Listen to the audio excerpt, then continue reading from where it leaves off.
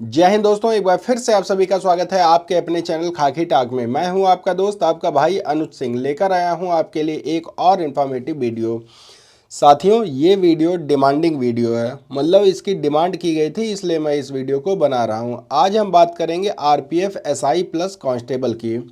तो इस वीडियो में हम सारे टॉपिक कवर करेंगे जो आप कहीं ना कहीं भटक रहे हैं, इधर उधर पूछ रहे हैं, लोगों को कमेंट कर रहे हैं। मेरे चैनल पर भी कमेंट आ रहे हैं कि सर बता दीजिए। तो आज हम सब कुछ कवर करेंगे। आपकी एज कितनी होनी चाहिए, क्वालिफिकेशन कितनी होनी चाहिए, आपकी हाइट कितनी होनी चाहिए, आपका चेस्ट कितना होना चाहिए, आपका वज़न कितना होना चाहिए, आपको कितना दौड़ना है, आपको कितना पढ़ना है, क्या क्या पढ़ना है, आपका फिजिकल पहले होगा कि आपका रिटन पहले होगा, आपकी सैलरी कितनी होगी, एसआई की, कांस्टेबल की, सबकी सारा टॉपिक आज इसी वीडियो में मैं कवर करने वाला हूं। तो इस वीडियो को स्किप मत करिएगा, बहुत ही ध्यान से सुनिएगा, जिससे कि आपको बार बार इधर उधर भटकने की ज़रूरत बिल्कुल ना पड़े। मैं चाहता हूं कि अगर आप मेरी वीडियो पर आए हैं तो आपके सारे सवालों का जवाब मैं इसी वीडियो में दे सकूँ, जिससे आप कहीं और ना जाएँ। ठीक है, तो शुरुआत करते हैं हम सबसे पहले फॉर्म भरने से लेकर कि आपका जो ये फॉर्म है ये भरा कब से जाएगा। बहुत से लोगों का सवाल आ रहा है कि सर नोटिफिकेशन अभी नहीं आया, बहुत से लोगों ने वीडियो बना डाली है लेकिन अभी तक किसी ने ये नहीं बताया कि ये फॉर्म भरे कब से जाएंगे। तो ये फॉर्म आपके भरे जाएंगे 15 अप्रैल से।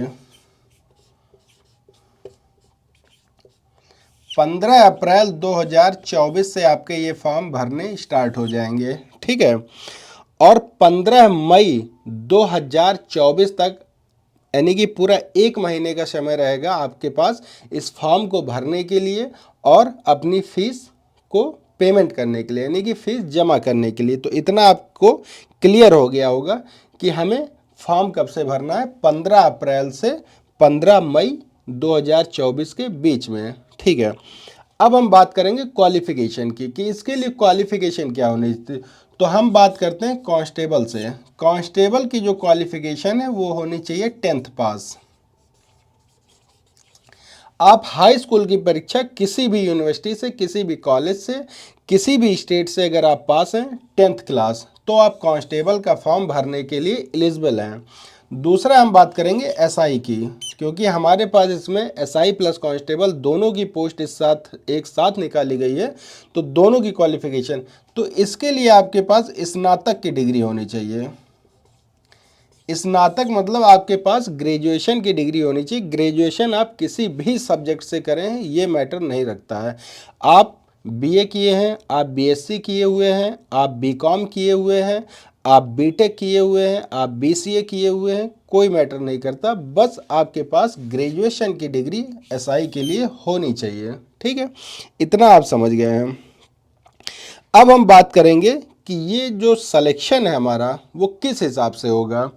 हमने फॉर्म भर दिया, क्वालिफिकेशन मेरे पास आ गई है, और लेकिन इसके लिए हमारा सिलेक्शन होगा कैसे। तो सबसे पहले आपका एक पेपर होगा, एक आपका एग्ज़ाम होगा। ये जो एग्ज़ाम होगा ये कंप्यूटर बेस्ड एग्ज़ाम होगा, आपको ऑनलाइन एग्ज़ाम देना होगा। फिर इसके बाद आपका होगा फिजिकल टेस्ट। फिजिकल टेस्ट,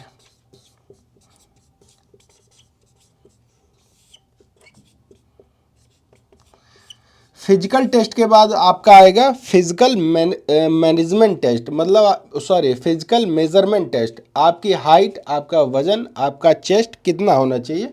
फिर इस फिजिकल मेजरमेंट, यहाँ पर आपका हो गया फिजिकल मेजरमेंट टेस्ट।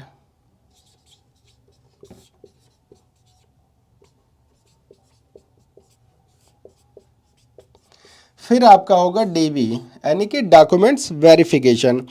इतने स्टेप जब आप क्वालिफाई कर जाते हैं तो आपको एक नियुक्ति पत्र दिया जाता है, और आपने जिस कैटेगरी में फॉर्म भरा है, अगर आपने एसआई के लिए भरा है तो आपके कंधों पर 2 स्टार, अगर आपने कांस्टेबल के लिए भरा है तो आपको कांस्टेबल की वर्दी मिल जाएगी और आपका सिलेक्शन हो जाता है।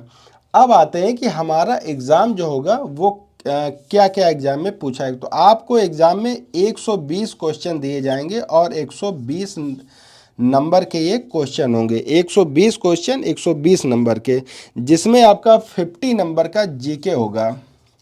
GK 50 number 50 question. इसके बाद 35 क्वेश्चन जो आपके होंगे वो रीजनिंग के होंगे। 35 क्वेश्चन जो आपके होंगे वो होंगे मैथ्स के। टोटल ये हमारे 120 नंबर हो जाते हैं और 120 क्वेश्चन बन जाते हैं। लेकिन यहाँ ध्यान देने वाली बात आपको ये रहेगी कि इसके लिए आपको 1/3 माइनस मार्किंग देखने को मिल सकती है। मिल सकती नहीं, मिलेगी। 100% है कि 1/3 आपकी माइनस मार्किंग इसमें रहेगी। ठीक है, माइनस। अब आपका हो गया ये, आपने एग्ज़ाम दे दिया। अब आपका आता है फिजिकल टेस्ट। फिजिकल टेस्ट क्या होगा? आपकी रनिंग होगी, आपकी हाई जंप होगी, लॉन्ग जंप होगी। इसके लिए मैंने ऑलरेडी वीडियो बना रखी है। अगर मैं ज़्यादा डिटेल में बनाऊंगा तो वीडियो बहुत लंबी हो जाएगी। तो आप मेरी जो पिछली वीडियो उसको विजिट कर सकते हैं, वहाँ पर आप जाकर देख सकते हैं कि जो हमारा ये फिजिकल होगा ये कैसा होगा। अब आते हैं फिजिकल मैनेजमेंट टेस्ट पे। बहुत सारे बच्चे हमको कमेंट कर रहे थे कि सर हमारी हाइट इतनी है, हमारा चेस्ट इतना है, तो क्या हम इसमें फॉर्म भर सकते हैं कि नहीं भर सकते हैं। तो उनके लिए आज मैं पूरी ये वीडियो लेकर आया हूँ और यहीं आपका ये जो डाउट है वो सारा ख़त्म करने की कोशिश करूँगा। ठीक है, तो हम सबसे पहले बात करते हैं। 1 मिनट डस्टर दीजिए मेरा।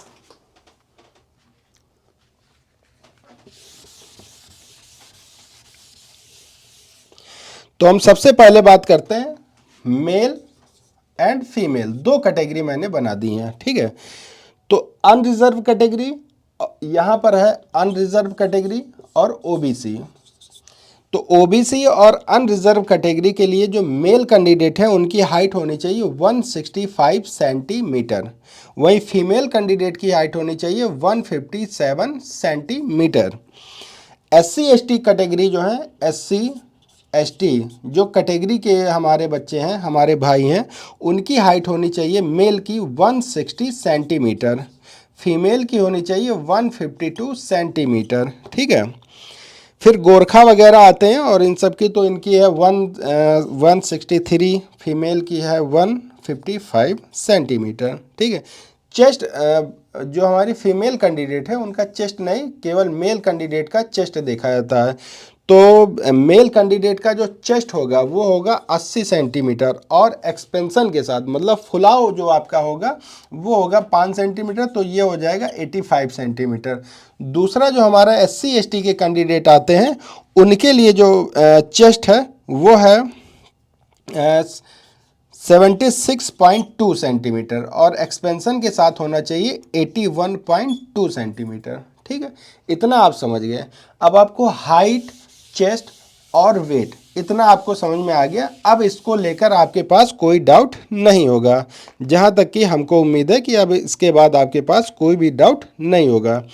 अब बात आती है एज की कि किस एज के लोग इसमें फॉर्म भर सकते हैं। ठीक है, तो कांस्टेबल के लिए जो एज है, कांस्टेबल के लिए जो एज मांगी गई है हमारी, वो होनी चाहिए 18 से 25 साल। 18 से 25 साल। वहीं एसआई के लिए जो एज मांगी गई है वो है 20 से 25 साल। ठीक है, क्योंकि 18 साल में मोस्टली लोग हो जाते हैं, हाई स्कूल पास कर लेते हैं, तो उनकी 18 से ग्रेजुएट होने में थोड़ा समय लग जाता है, तो 20 साल मांगी गई है। अब बहुत से बच्चे कमेंट कर रहे थे कि सर हमारी एज ज़्यादा है, हम फॉर्म डाल सकते हैं कि नहीं, क्या हमको आयु सीमा में छूट मिलेगी कि नहीं मिलेगी। तो यहाँ पर ये बात भी हम क्लियर कर लेते हैं। तो आयु सीमा में जो छूट मिलेगी वो एससी एसटी को जो छूट मिल रही है, एससी एसटी को जो छूट मिल रही है वो मिल रही है 5 ईयर की, यानी कि 5 साल की। ठीक है, और ओबीसी कैंडिडेट को जो छूट मिल रही है, ओबीसी कैंडिडेट को 3 साल की छूट मिल रही है। और ये एसआई प्लस कांस्टेबल दोनों के लिए लागू हो रहा है। यहाँ आप ध्यान दीजिएगा कि ये जो आयु सीमा में छूट जो आपको दिख रही है वो एसआई और कांस्टेबल दोनों के लिए लागू हो रहा है। ऐसा नहीं कि केवल कांस्टेबल या एसआई के लिए, ये सभी के लिए लागू हो रहा है। ठीक है, फिजिकल मैनेजमेंट टेस्ट आपका हो गया, फिजिकल मेजरमेंट टेस्ट आपका हो गया। आपने फिजिकल क्वालिफाई कर लिया। आपकी हाइट, चेस्ट, वजन हो गया सब। अब आता है डॉक्यूमेंट्स वेरिफिकेशन। ये बहुत ही इंपॉर्टेंट टॉपिक है। डॉक्यूमेंट्स वेरिफिकेशन में आपके पास डॉक्यूमेंट्स क्या क्या होने चाहिए? आपके पास हाई स्कूल, इंटर, ग्रेजुएशन। अगर आप एसआई का दे रहे हैं तो आपके पास high school, inter, graduation, caste certificate और डोमिसाइल, जिसको हम बोलते हैं निवास प्रमाण पत्र। कांस्टेबल के लिए अगर आप दे रहे हैं तो कांस्टेबल के लिए आपके पास होना चाहिए हाई स्कूल, हाई स्कूल का अंक पत्र, हाई स्कूल का सर्टिफिकेट, कास्ट सर्टिफिकेट और आपका डोमिसाइल, मतलब कि निवास प्रमाण पत्र। इतने डॉक्यूमेंट्स आपके पास, आधार, पैन, ये तो मोस्टली सभी के पास होते हैं, बताने की जरूरत नहीं है। तो इतने डॉक्यूमेंट्स आपके पास होने चाहिए। और अगर डॉक्यूमेंट्स में बहुत से बच्चों का सवाल आ रहा था कि सर मेरा हाई स्कूल में नाम गड़बड़ है, सर मेरे इंटर में फादर का नाम गड़बड़, तो अभी आपके पास समय है, अभी 1 महीने का समय है, मोस्टली देखा जाए लगभग 1 महीने। तो आप सारे डॉक्यूमेंट्स अपने सही करवा लीजिए, ठीक है। अपने सारे डॉक्यूमेंट्स आप सही करा लेंगे, तब जाके आप फॉर्म भरिएगा, क्योंकि बाद में बहुत ज़्यादा दिक्कत हो जाती है फॉर्म भरने को लेकर, ठीक है। इतना आप समझ गए। अब बात आती है कि सर सैलरी कितनी होती है। सैलरी पे भी डिस्कशन कर लेते हैं, बहुत से बच्चों का सवाल। अच्छा यहाँ एक सवाल और आ रहा है, बच्चे हमसे पूछते हैं अक्सर कि सर एसआई को पिस्टल मिलती है? भैया पिस्टल मिलती है, गोला बारूद सब मिल जाएगा, लेकिन बस आप पहले तैयारी करते रहो। कांस्टेबल को भी राइफल मिलती है, कार्बाइन मिलती है, इंसास मिलती है, AK-47 मिलती है, जहाँ जैसी पोस्टिंग रहती है सब मिलती है, आपको सब कुछ दिया जाएगा, गोला बारूद, तोप, ठीक है, सब कुछ दे दिए। लेकिन सबसे पहला आपका लक्ष्य होना चाहिए सिलेक्शन, उस पर आप ध्यान दीजिए, गोला बारूद बाद में ध्यान दीजिए, ठीक है। सैलरी आपकी कितनी होनी चाहिए? तो हम बात करते हैं कांस्टेबल से। कांस्टेबल की जो सैलरी होती है 21,700 रुपये जो इनका होता है वो बेसिक पे होता है, बेसिक पे। फिर इसमें डीए लगता है, एचआरए लगता है, और रेलवे बहुत सारे भत्ते देता है, बहुत सारे भत्ते देता है, वो इनमें इंक्लूड हो जाता है। इंक्लूड होने के बाद जो सैलरी बनती है वो 30,000 रुपये,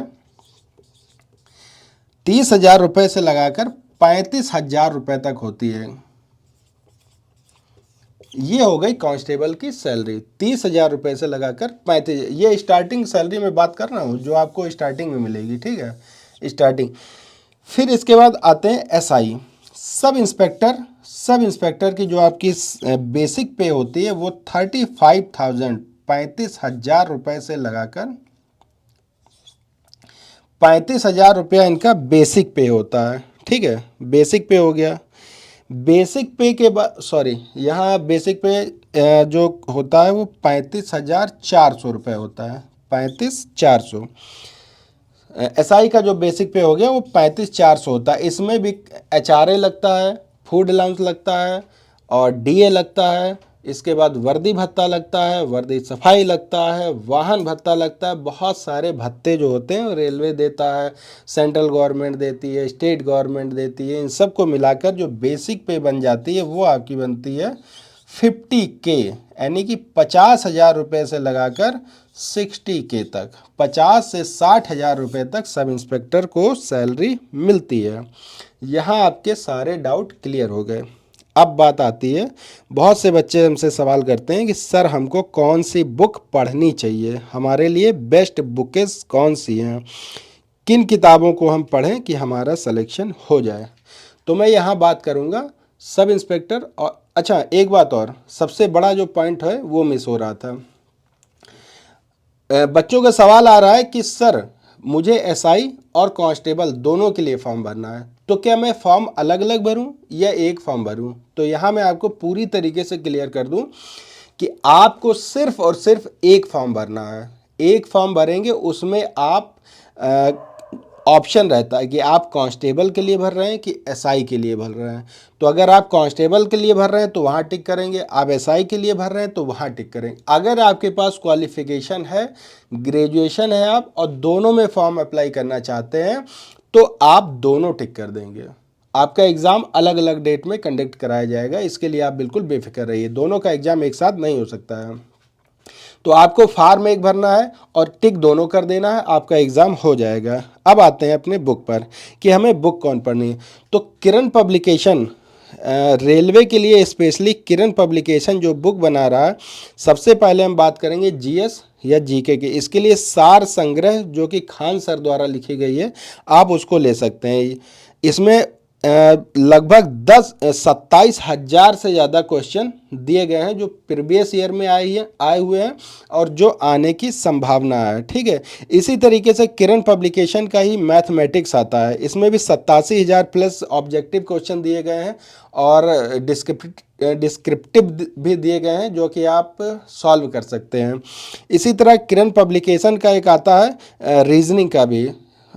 आप मोटा मोटा मैं आपको बता दूं कि आप किरण पब्लिकेशन की बुक ले लीजिए, मैथमेटिक्स, जीएस और रीजनिंग की, उसको पढ़िए। साथ साथ इनकी प्रैक्टिस वर्कबुक भी आती है, प्रैक्टिस सेट भी आते हैं। तो आप पढ़ाई के लिए बिल्कुल सीरियस हो जाइए। आप फॉर्म का इंतजार मत करिए कि फॉर्म आएगा, जब हम भरेंगे फिर बुक खरीदेंगे तब पढ़ेंगे, तो आपका सिलेक्शन कतई नहीं होगा। किसी भी कीमत पे आपका सिलेक्शन नहीं होने वाला है। आप जब आज से इस वीडियो को बंद करेंगे, इसके बाद से आप अपनी पढ़ाई पर लग जाएंगे, तब आपका सिलेक्शन जाकर कहीं हो पाएगा। और आप ज़्यादा से ज़्यादा रिवीजन करिए, पढ़िए, प्रैक्टिस सेट लगाइए, मॉक टेस्ट दीजिए और आपका सिलेक्शन होगा। आप दृढ़ निश्चय ये बना के रख लीजिए, अपने अंदर आत्मविश्वास लाइए और आपके सिलेक्शन को कोई रोक नहीं सकता, दुनिया की कोई भी ताकत रोक नहीं सकती। क्योंकि आईएएस से आईपीएस तक, चपरासी से दरोगा तक जितने भी सेलेक्ट होते हैं लोग, वो कहीं ना कहीं उनके अंदर सेल्फ कॉन्फिडेंस रहता है और उनका जो आईक्यू लेवल होता है, ये नहीं लोग कहते हैं कि उनका आईक्यू लेवल बहुत अच्छा था इसलिए वो आईएएस बन गए, उनका कम था चपरासी। मैं इस बात को कभी नहीं मानता हूँ। मैं हमेशा मानता हूँ कि आदमी ने कितनी मेहनत की है, जो जितनी मेहनत करता है सफलता उसको उतनी ही बड़ी मिलती है। ठीक है, अपने अंदर इस बात को हमेशा ध्यान में रखिएगा। तो आपका डाउट पूरा क्लियर हो चुका है। अगर इसके बाद भी कुछ चीज़ें छूट गई हो मुझसे, कुछ चीज़ें रह गई हो, तो आप मुझे कमेंट करके बता दीजिएगा। मैं 24/7 आपके लिए अवेलेबल रहता हूँ। कोई भी सिंगल कमेंट मुझसे छूटता नहीं है, मैं सभी का रिप्लाई करता हूँ। आप मेरी पिछली वीडियो उठाकर देख लीजिएगा, सारे कमेंट्स का जवाब मैं देता हूँ। ठीक है, तो अगर आपको ये वीडियो अच्छी लगी हो तो प्लीज़ मेरे चैनल को सब्सक्राइब और वीडियो को लाइक कर लीजिए। तो मिलते हैं एक और नई वीडियो के साथ, तब तक आप सभी को जय हिंद, जय भारत।